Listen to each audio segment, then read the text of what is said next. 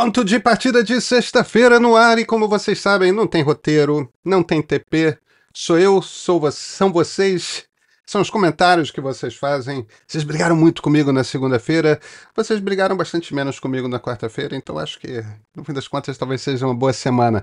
Mas a gente tem um debate para ter aqui e é um debate sobre jornalismo. Quero começar logo com o Vanderlei Gomes Pinheiro. Admiro com constância suas avaliações, mas permita-me alguns questionamentos a respeito desse seu último comentário. Não consigo ver que a função da imprensa profissional, ele escreve mídia profissional, mas quer dizer imprensa, seja procurar problemas nos governos. Isso é muito pouco a reduzir o papel do repórter quase à insignificância. Talvez por isso tenhamos um governo onde todos os índices sociais e econômicos sejam superiores ao governo anterior, mas as pesquisas não denotem isso. E fica cômodo também dizer que o governo está com problemas de comunicação. Tá mesmo. Governa um país onde a imprensa se acovarda ao não lidar com os fatos. Enquanto a qualidade de vida do povo brasileiro melhora, o profissionalismo se esmera em procurar agulhas em palheiros. Entendo. A emoção dá mais audiência que a razão. Abraços. Vanderlei, eu discordo inteiramente da sua avaliação. Vamos lá. Primeiro, a gente vive de fato uma questão, uma circunstância política no mundo que é aquilo que os cientistas políticos vêm chamando de polarização afetiva. E o que é a polarização afetiva, isso não tem nada a ver com jornalismo, tá? Isso não tem nada a ver com imprensa. Aliás, se tem a ver com o quão menos as pessoas consumem imprensa tradicional e quão mais elas estão nas redes sociais. Isso, enfim, é uma conversa que a gente vem tendo há muito tempo, mas, em essência, o que acontece é o seguinte. O que a polarização afetiva faz é com que algo como 80% da população se agarra ao seu candidato como quem se agarra a um time de futebol. E muito desse debate que a gente está tendo aqui tem diretamente a ver com isso. Então você tem ali metade bolsonarista, metade petista, e você não vai ver um bolsonarista elogiando o governo Lula, mesmo que a vida dele esteja muito melhor. Porque é uma questão de vestir a camisa, entendeu? Eu sou Flamengo, eu sou Fluminense. Não tem espaço para racionalidade, não tem espaço para uma avaliação de governo. Independentemente disso, eu acho que tem uma segunda observação que é importante fazer, que é o seguinte. Os índices desse governo estão bastante melhores do que os feitos desse governo, o momento da economia, tudo está muito melhor que o governo Bolsonaro, tá. O que isso quer dizer? Isso não quer dizer nada. Na boa, você quer comparar com o governo Bolsonaro? É meio que obrigação ser um governo, qualquer governo que entrasse teria a obrigação de ser um governo melhor do que o governo Bolsonaro, só por chegar todo dia, abrir o escritório, botar a máquina de escrever e sair batendo, entende? O ponto que eu estou querendo fazer aqui é, só de trabalhar e não atrapalhar, a própria máquina do Estado já se encarrega de fazer com que as coisas fiquem melhores. Quando você tem uma circunstância como o governo Bolsonaro, a coisa fica bem mais complicada. E isso eu não estou falando em termos de crítica ao Lula, não. Eu concordo inteiramente, o governo é um governo bastante melhor do que o governo Bolsonaro. É um governo muito aquém de Lula 1 e Lula 2. É possivelmente um governo melhor do que Dilma 1 e Dilma 2, mas Dilma 1 e Dilma 2, então. Mas é um governo confuso, é um governo sem grandes projetos, não é apenas culpa do governo, existe uma dificuldade profunda de fazer com que as coisas passem na Câmara dos Deputados, mas se você olhar para os principais ministérios, o ministro Fernando Haddad está certamente fazendo o seu trabalho. Agora, educação e saúde, a gente andou o quê nesse 1 ano e meio? Nada. Nada. As coisas estão literalmente empacadas, estão com problemas sérios em ambos os ministérios. E o presidente, enfim, a gente poderíamos nos alongar aqui. A gente tem uma crise de segurança pública real no país. Isso não é apenas a sensação das pessoas. A segurança vem na última década, decaindo muito nas cidades maiores, nas grandes cidades. As pessoas sentem essa insegurança. E embora na segunda Constituição o governo federal não tenha muitas obrigações nessa área, não tem mesmo, se o governo federal não entrar, a crise não vai se debelar, porque a crise é nacional. Ela está diretamente ligada à forma como o crime se organizou nacionalmente de forma profissional. Isso tem a ver com o tráfico de drogas, isso tem a ver com milícias. Então, a gente está numa circunstância em que está muito cedo para o governo deitar em berço esplêndido. Tem um outro ponto que você tenta fazer que é, não, é pouco ficar procurando problema no governo. Cara, para jornalistas, né? Olha, o jornalismo existe para muitas coisas, né? Agora, do ponto de vista da democracia, quando as democracias nasceram, nasceu junto não só o jornalismo, como a ideia de livre imprensa. E por trás da ideia da livre imprensa, existia a consciência de que você precisava de uma estrutura fora do Estado, ou seja, fora do jogo de poder em eleições, né? Você não é um partido político, você está fora do Estado. E essa estrutura de fora do Estado teria duas funções. Uma das funções seria a de trazer ao público, trazer à sociedade informação sobre o que acontece no Estado, quais são as decisões que o poder toma. E a segunda missão seria você abrir espaço para os debates que acontecem na sociedade, dar voz às várias correntes de opinião na sociedade, para que, selecionando, né, de forma que esse debate possa acontecer. Em grande parte com as redes sociais, apareceu um novo espaço onde os debates que ocorrem na sociedade se dão. O que não foi substituído é essa função de trazer informação do que acontece no Estado. Agora, aquela informação oficial do governo, ela já é trazida hoje em dia pelos próprios governos. Os governos fazem propaganda, os governos soltam releases, os governos usam redes sociais. Então, aquilo que os governos querem que a sociedade saiba, esse trabalho já é feito de muitas formas. O trabalho que não é feito é trazer para a sociedade aquela informação que o governo não quer ver divulgada. Então, no fim das contas, o que sobra para nós jornalistas como principal missão do ponto de vista da democracia é descobrir o que é que o governo, quem tem poder. E quando eu falo o governo, não pensa só no poder executivo, não. Pensa também no judiciário, pensa também no legislativo. E o ponto aqui eu não estou falando só de oposição e situação, estou falando de todo mundo, entendeu? Quem foi eleito para o Planalto e quem foi eleito para a Câmara dos Deputados e para o Senado e tudo mais. Existem jogos de poder que acontecem. O que é absolutamente legítimo, essa é a natureza da política. Agora, os políticos têm interesse de que uma determinada versão dos fatos chegue à sociedade. É legítimo que eles tenham interesse deles de fazer com que versões específicas dos fatos cheguem à sociedade. O problema é que o interesse da sociedade é melhor atendido não se ouvir o ponto de vista dos políticos, mas se conseguir ouvir aquilo que os políticos não gostariam que se tornasse público. Essa é a missão da imprensa. Esse é o trabalho da imprensa. Esse é o trabalho. Esse trabalho pode se dar na apuração, que é o que repórter faz, né? Ir para o Congresso, ir para o Planalto, mergulhar em banco de dados, trazer informação, que ouvir muita gente, né? Ou análise, que é você começar a juntar os dados e apresentar. O que eu faço principalmente aqui é análise. Outros jornalistas são melhores no jogo de apuração, descobrir coisas. Eu nunca fui muito bom como repórter investigativo. Esse é um dos muitos talentos específicos, talvez até o mais nobre deles, que os jornalistas podem vir a ter.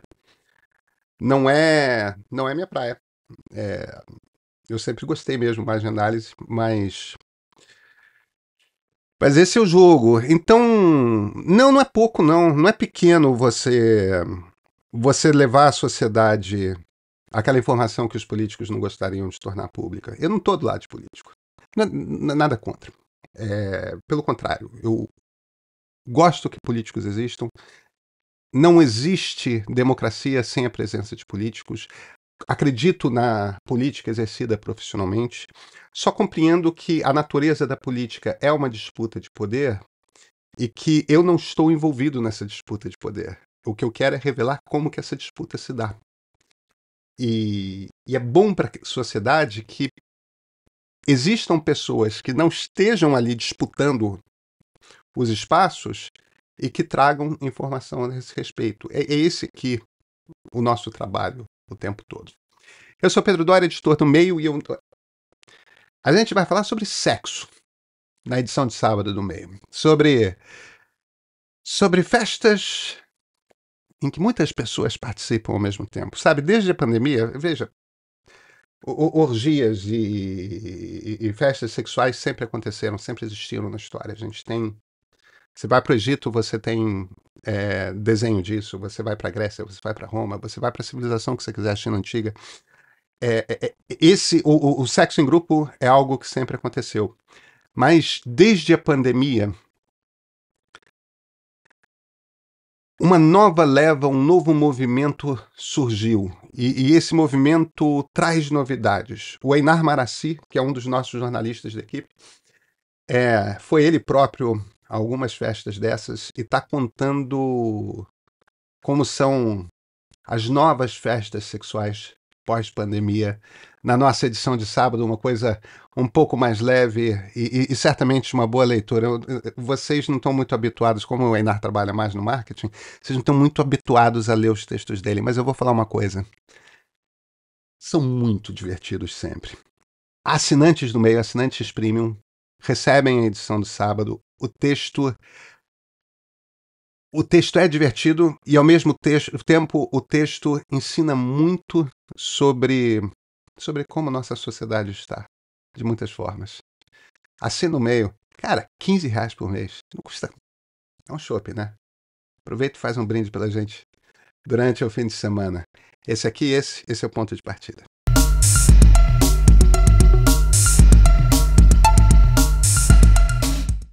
E agora à noite.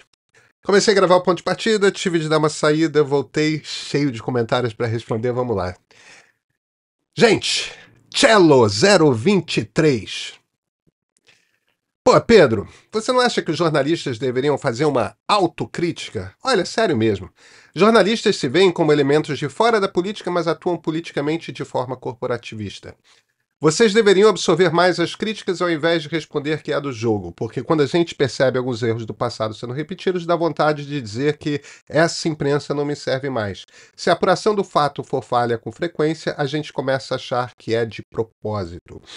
Ele está se referindo, evidentemente, à apuração do Lauro Jardim a respeito de interferência da Janja num julgamento no Superior Tribunal de Justiça. Vamos lá. Eu acho, Cello, que você está misturando algumas coisas aí. É evidente que a atuação de jornalista que cobre política é política. E tem impacto político. O jornalismo não é um bicho que não faz parte do jogo político. Porque o jogo político dentro de uma democracia exige uma sociedade informada. E para que a sociedade esteja informada, é preciso que um grupo de pessoas atue. É preciso que um grupo de pessoas atue nessa função de interagir com políticos e trazer informação desse ambiente político. E isso é político. O que eu quero dizer é o seguinte: jornalistas estão fora do jogo político partidário. Jornalistas não estão concorrendo a cargos públicos, não estão disputando eleições. Quem ganha, quem perde, não faz diferença para jornalistas. E, nesse sentido, eles são independentes em relação ao jogo político partidário. Não quer dizer que eles não façam parte do jogo político maior. Corporativista. Eu não acho que nós jornalistas sejamos corporativistas. É só você ver a soma, cara. Tem jornalismo bolsonarista, tem jornalismo lavajatista, tem... Vocês sabem qual é aquele site que é super lavajatista. É de direita, não é bolsonarista, no entanto, fala de Sérgio Moro, os caras se derretem todos. Tem jornalismo que é abertamente petista. Existe jornalismo que é de esquerda e independente. Existe a grande imprensa e as coberturas são evidentemente distintas. Jornalistas falam mal do trabalho uns dos outros o tempo todo. Putz, no tempo do bolsonarismo, o que eu meti malho na cobertura que a Jovem Pan fazia e diversos outros veículos, apontando como que eu achava que eles eram nocivos para a própria democracia.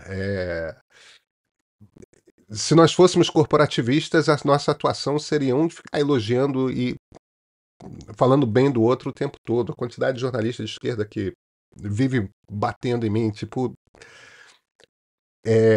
Então, nesse sentido, que é a maneira como eu compreendo o corporativismo, né, essa incessante defesa um do outro, eu não vejo a gente sendo, tá?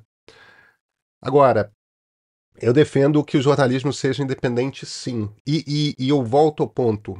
Que erro. Não está dado que a nota do Lauro Jardim esteja errada. O que nós temos houve 2 dias depois de a nota ter sido publicada, tanto o Palácio do Planalto quanto o ministro do STJ desmentiram a nota. E o Lauro diz, olha, eu conversei com pessoas que ouviram aquilo da boca do desembargador, perdão, do ministro.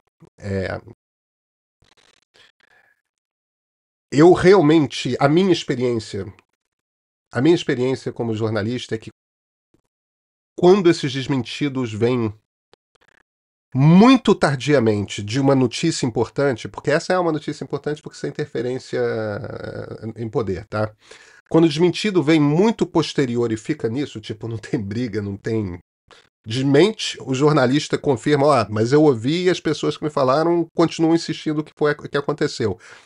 E aí não acontece nada a partir dali, é porque a minha inclinação é acreditar que a apuração do Lauro está correta. Eu não acho. Bem, primeiro, eu tenho certeza de que o Lauro não mentiu. Ele pode ter ouvido uma história na qual ele acreditou porque confia numa determinada fonte e essa história ser falsa porque a fonte mentiu para ele. Isso é claro que acontece. Eu tendo a achar, essa é a minha experiência, é que esse episódio aconteceu. Tá certo? E que houve uma briga ali e decidiram tentar abafar e que foi preciso ter um processo de convencer o ministro do STJ, porque se ele não desmente, não adianta. Você vê, não adianta o Palácio do Planalto desmentir se o ministro do STJ não fez o desmentido. Por isso, inclusive, que o Palácio desmentiu depois do ministro. Porque se o Palácio do Planalto desmente e aí o ministro se vira e fala: não, aconteceu sim. Então, primeiro precisa ter um processo de. Não, vem cá, vamos conversar, não foi bem assim e tal, convencer de alguma forma. Tal. Eu não estou dizendo que foi isso que aconteceu, mas é algo que acontece com muita frequência. Então, em relação a essa história, o que a gente tem é uma história que é compatível com o comportamento que a primeira-dama vem tendo.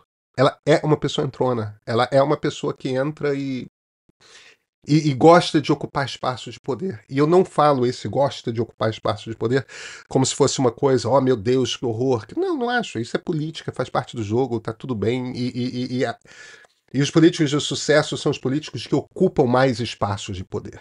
E às vezes você faz isso de uma forma mais agressiva, às vezes você faz isso com um jeitinho, mas é como o jogo se dá. E sempre que você ocupa mais espaços de poder, você gera incômodo. A quantidade de gente que não quer ver a Janja perto, dentro do Partido dos Trabalhadores e mesmo dentro do Palácio do Planalto, não é pequena. Porque ela vai ocupando, vai ocupando e vai ocupando. Quanto mais ela ocupa, menos outros ocupam. E é da natureza da disputa política que tenha esse tipo de briga. A minha inclinação, pela maneira como as coisas ocorreram, é acreditar que a apuração do Lauro está correta. E aí eu não sei muito o que você quer dizer com quando a gente vê erros sendo cometidos, não está dado que houve um erro aqui.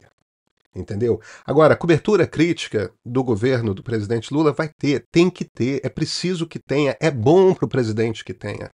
Entendeu? Existe uma expectativa de parte da esquerda de que a imprensa não seja crítica porque o governo é de esquerda. Desculpa, cara, não vai acontecer. Entendeu? Porque o trabalho é ser crítico ao governo, entendeu? Porque se o trabalho não é ser crítico ao governo, então o trabalho é de assessoria de imprensa, de fazer propaganda. Já tem gente fazendo esse serviço, tanto de assessoria de imprensa quanto de propaganda, uns até se disfarçam de jornalistas. Entende? Eu não sei muito que palavras usar para convencer as pessoas de que, se você está acompanhando o jornalismo através de um canal que só elogia o seu grupo político, o que você está acompanhando não é jornalismo. Má Costa. Ele não respondeu no domingo, talvez porque fosse domingo de Páscoa ainda por cima. Ele só respondeu no final da tarde de segunda-feira por meio de nota, talvez porque, até considerando a gravidade da acusação veiculada, a assessoria do ministro e o próprio ministro tomaram cuidado na preparação e revisão do que seria dito. Faz sentido? Não, não faz. Eu não sei se você chegou a sair na segunda-feira de manhã, após o domingo de Páscoa. Tinha um monte de jornal pendurado nas bancas de jornais. Eu sei que a gente passa por cada vez menos bancas de jornais e elas têm cada vez menos jornais pendurados, mas elas ainda têm. E aqueles jornais estão cheios de notícia. E a maioria daquelas notícias aconteceram no domingo. Tinha jornalista trabalhando e tinha gente trabalhando para dar informação para jornalista. Se você abriu sites de notícia ao longo do domingo, inclusive o site do MEI, você encontrou aquele site sendo preenchido com notícias, inclusive notícias de política. Por quê? Porque tinha político atendendo o telefone, porque tinha assessor de imprensa atendendo o telefone, porque tinha jornalista trabalhando, porque tinha juízes trabalhando. Entende? As pessoas dão uma parada, almoçam, claro que sim. Mas, gente, poder não para. Brasília não para. Eu sei que a gente fica repetindo, inclusive, aquelas coisas. Um bando de preguiçoso. Não teve sessão na Câmara. Não ter sessão na Câmara não quer dizer que não tem um bando de deputado trabalhando, discutindo e tal. Os deputados no domingo de Páscoa estão nos seus estados? Estão. A maioria deles está trabalhando, entendeu? Indo em lugar que tem muita gente para distribuir ovo de Páscoa, para cumprimentar as pessoas, para interagir com as pessoas, indo para missa de Páscoa, indo para culto de Páscoa, indo para... O poder não para de trabalhar. Essa ideia de fim de semana se você compreende como Brasília funciona, ficaria claro para você que o poder nunca para. A ação do poder nunca para. Nenhum dia da semana. Nem Réveillon. Dá uma reduzida, mas nunca para de fato. E por conta disso mesmo, o jornalismo nunca para. Cara, eu tenho foto minha, se você for lá no meu Instagram, tem um TBT que eu publiquei uns meses, não, umas semanas atrás, um Throwback to Thursday, né? Quando a gente publica no Instagram imagens. Tô lá eu dentro da redação do Globo, eu trabalhava na redação do Globo na época, era editor executivo, sei lá, 2010, 2011, não, 2011, 2012. Estourando uma garrafa de espumante, 31 de dezembro, meia-noite, com 20 colegas dentro da redação, esperando as fotografias chegarem da praia de Copacabana, para a gente botar na primeira página, para a gente escrever um texto dos repórteres que estavam na praia de Copacabana, mandarem para a gente amarrar, dizer como é que foi o Réveillon para as pessoas acordarem 1º de janeiro, abrirem o jornal e ter lá uma manchete, uma foto dos fogos de Copacabana e tudo mais. A gente não para. Não... Demorar 2 dias para escrever um parágrafo não é excesso de cautela na decisão de escrever. É hesitação se deve escrever ou não. É isso. Entende? Agora, claro, a gente não sabe por que se deu a hesitação. Mas que houve hesitação hoje. Entendeu? Ninguém demora para fazer uma nota de 4 frases. Entende? Que é um desmentido, não aconteceu. Porque você não precisa de tanta cautela assim, é uma afirmação categórica. Nunca aconteceu. Não. Você precisa de cautela se você quer escrever a verdade e fica escolhendo as frases para fazer parecer... Vocês entenderam, né? Kleber Nascimento. Há muito se estuda e se escreve sobre neutralidade e imparcialidade no jornalismo. Na academia já é consenso nas disciplinas de metodologia científica que é impossível a neutralidade e a imparcialidade. Quem fala, fala sempre de algum lugar, de um referencial teórico. Considero esse canal um excelente, um dos melhores representantes do liberalismo. O erro está em quem é de esquerda querer que um liberal faça elogios a políticas social-democratas. Quem é liberal sempre será crítico às esquerdas, até porque não existe liberal de esquerda. O liberal ou é de centro ou é de direita. Kleber, vamos lá. Bem, eu te agradeço certamente. Vamos falar uma coisa é liberalismo, outra coisa é imparcialidade. O que, que é. Quando a gente fala de imparcialidade jornalística, a gente está falando de. Existem algumas profissões em que você tem que se deixar de lado para cumprir bem. Um pastor ou um padre, ou um rabino, né? Um religioso profissional, por assim dizer. Tem uma hora ali que ele tem que receber o casal que está com alguma dificuldade, que ele tem que ouvir uma confissão, que ele tem que aconselhar adolescentes. Ali, a função dele como conselheiro espiritual exige que ele se dispa de si para se colocar na posição do outro. Um psicanalista, os psicanalistas falam que eles têm que deixar o ego de lado, né, o seu eu de lado, para eu não vou saber usar os termos que a psicanálise usa, mas para colar ali no analisando. Um advogado se vê obrigado quando atua a deixar seus valores, suas questões pessoais, aquilo que é importante de lado para si de lado, para representar bem o seu cliente.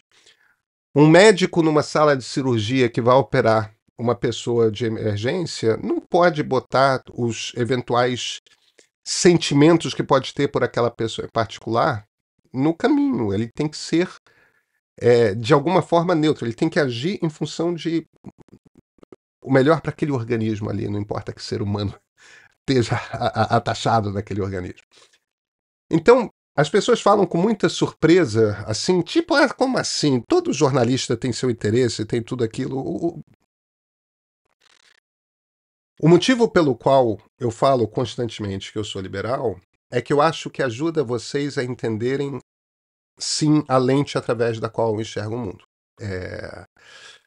E torna minhas análises melhores no sentido de que vocês estão entendendo qual é a bússola que eu uso para navegar pela política, entende? Como é que eu entendo, a maneira como eu entendo, por que eu falo tanto de democracia? Porque a democracia liberal é, em essência, o regime do liberalismo. E esse é um valor fundamental para mim. A coisa do bom funcionamento institucional, vocês veem como minhas análises estão o tempo todo muito preocupadas com qual lugar dos militares, como é que um presidente da República tem que agir, como é que deveria ser a relação de Supremo com presidência, de Supremo com Congresso, de Congresso com a presidência. Esse jogo todo, tal, essa preocupação de liberal, entende? Essa institucionalidade, a separação e o respeito obsessivo com a separação dos poderes, a coisa de nunca ninguém está com poder demais, a coisa está sempre bem dividida. Isso, de fato, é uma lente através da qual eu enxergo o mundo. Mas eu não vou, entendeu? Fazer um discurso, só o liberalismo funciona.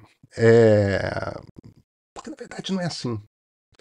Entende? A lógica de uma democracia liberal pressupõe que liberais, conservadores e socialistas vão dividir o espaço. E terão sempre todos sua chance ao sol, sua chance de poder. E isso é bom. Então você tem que, de alguma forma, separar o seu voto pessoal, por assim dizer, da maneira como você analisa. E eu faço isso. Entende? As pessoas acham que eu critico o Lula porque eu sou liberal. Não, eu critico o Lula porque eu sou jornalista. E o Lula é presidente da República.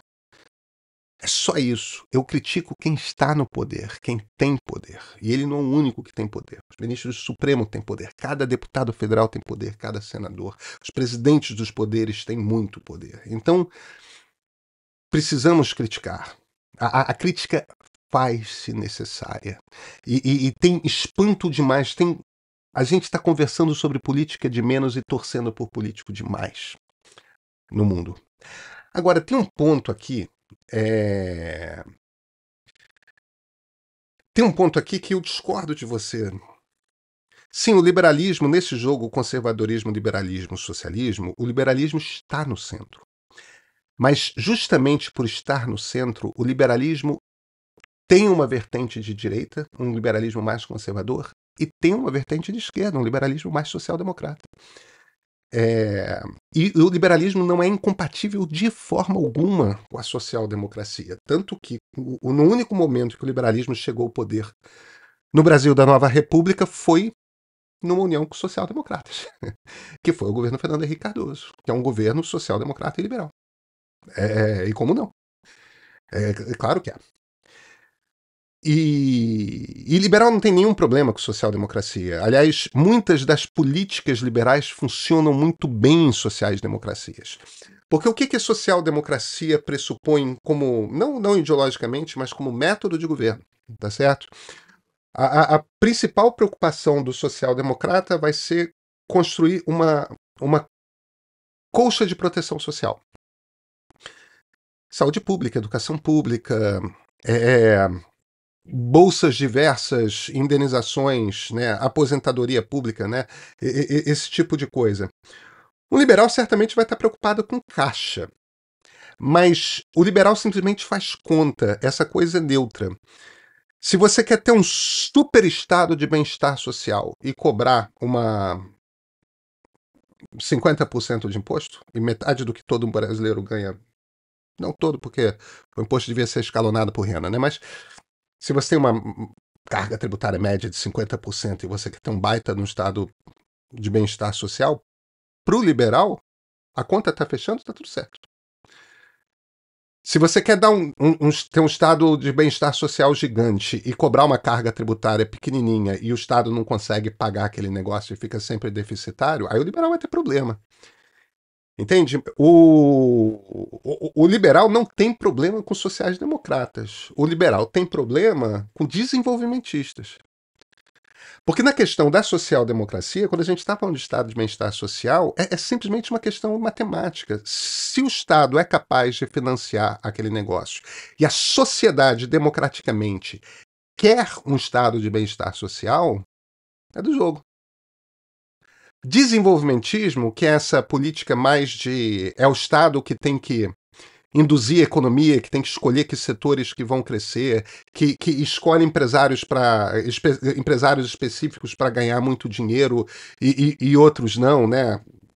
Juros facilitados. Aí, com isso, com desenvolvimentismo, o liberal tem problema. Com social-democracia, o liberal não tem problema.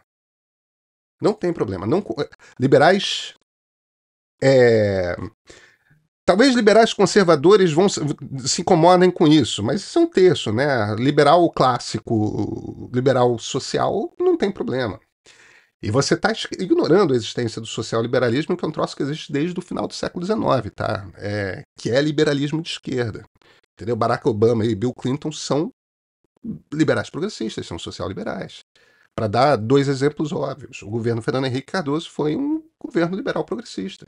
Claro que foi, entendeu? Cheio de programa social, atuação imensa do Ministério da Saúde, universalização do ensino público. Quer dizer, um governo super preocupado com a política de construção de um estado de bem-estar social. Por quê? Porque era um governo liberal e social-democrata conversando ali. Então, existe liberalismo de esquerda? Claro que existe. E o liberalismo de esquerda conversa com muita facilidade com social-democracia.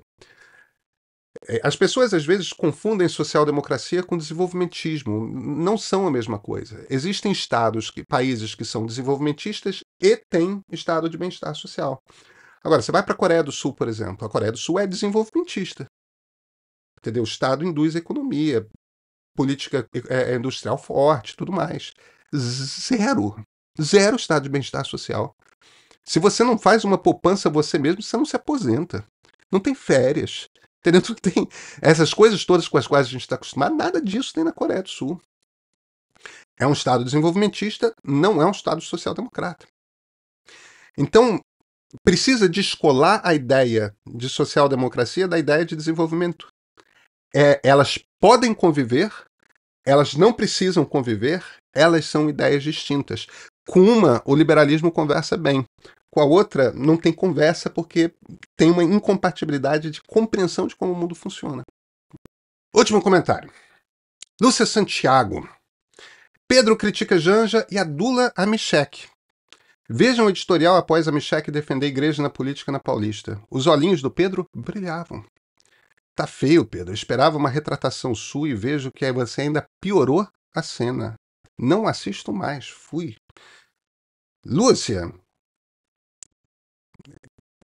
A internet é livre. Você assiste o que você quiser, evidentemente. Eu só te confesso um espanto que, cara, isso é uma dificuldade de... Eu vou te dizer... Por que eu pensei aqui seu comentário? Eu estou até tentando pensar como é que eu falo isso.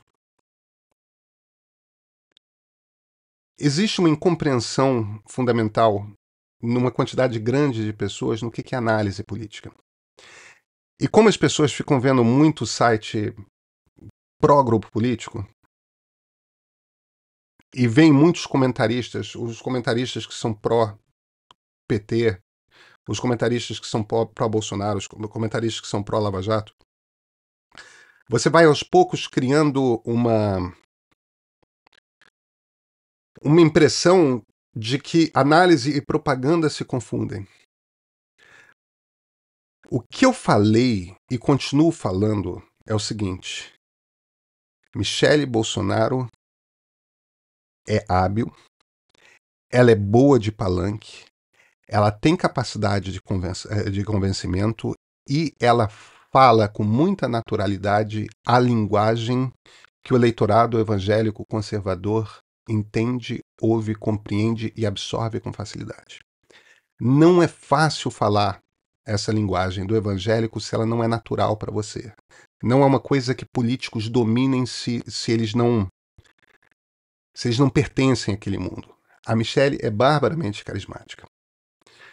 Então o que eu estou falando o tempo todo é: preste atenção nessa mulher, que ela é uma potencial herdeira do bolsonarismo e as pessoas não estão se tocando. Se as pessoas não gostam de ouvir essa mensagem, eu não tenho o que fazer. Observar isso bate justamente naquela coisa que a gente estava falando sobre o que quer dizer imparcialidade no jornalismo. Eu não preciso gostar da Michele, eu não preciso gostar do tipo de política que ela faz para observar que ela é hábil. Agora, vem cá, deixa eu te falar uma coisa. A Janja é hábil também. A Janja é hábil em ocupar espaços. E ela vem ocupando espaços. Então, eu acho que tem uma coisa meio esquisita aqui, que é uma confusão entre observação do que está acontecendo e explicação do que está acontecendo com torcida. A mim parece que essa mistura que existe hoje na internet entre o jornalismo de propaganda e o jornalismo que se pretende um mecanismo de informação distante dos grupos políticos, eu acho que essa mistura faz mal porque deseduca as pessoas, porque atrapalha as pessoas entenderem. Veja, insisto, eu não sou contra que pessoas que pertençam a grupos políticos que estão na disputa de poder participem da feitura de jornalismo, não. Eu só acho que